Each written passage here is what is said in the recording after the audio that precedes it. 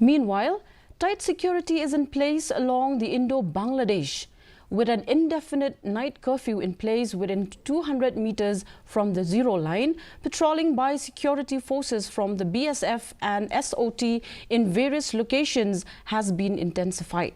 Areas affected by the curfew include Dauki, Bakur and other nearby villages in the West Giant Hills district.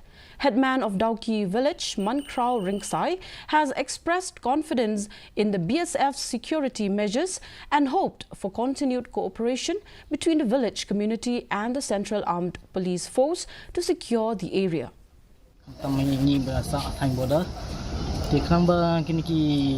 Tibor badi pay jaga border kumki BSF niki polis niki army niki beki dan mo tikla ban patrolling hata karkom ba kanam wit yakir ke kalau arm tamo kani curfew tu sebentar kalau enggak tahi sebentar kalau enggak dengkam.